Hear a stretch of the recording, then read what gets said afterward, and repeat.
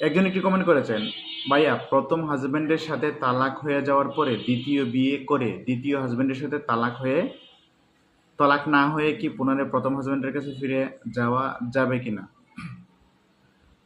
দেখেন, কমেন্টটা করছেন ঠিক আছে, কিন্তু একটা মেয়ে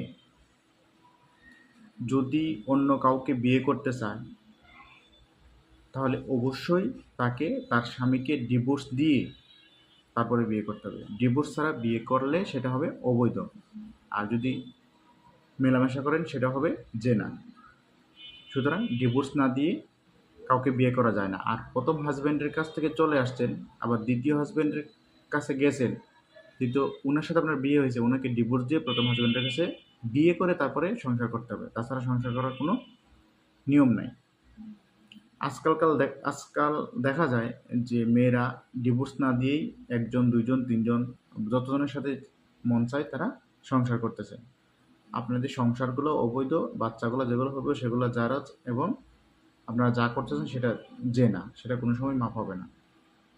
অবশ্যই একটা মেয়ে, অন্য একটা বিবাহিত মেয়ে যদি অন্য কাউকে বিয়ে করতে চায়, অবশ্যই তার আগের হাজব্যান্ডকে ডিভোর্স দিয়ে তারপরে 3 মাস ইদ্যৎকালীন সময় পালন করার পরে আরেকজনকে বিয়ে করতে হবে। তাছাড়া কোনো অপশন নাই বিয়ে করার। যদি আপনারা এটা করেন সেটা অবশ্যই আইন সিদ্ধ হবে না, ইসলামেও বৈধ হবে না, এবং শাস্তি তো পাবেনই। আশা করি উত্তরটি পেয়েছেন।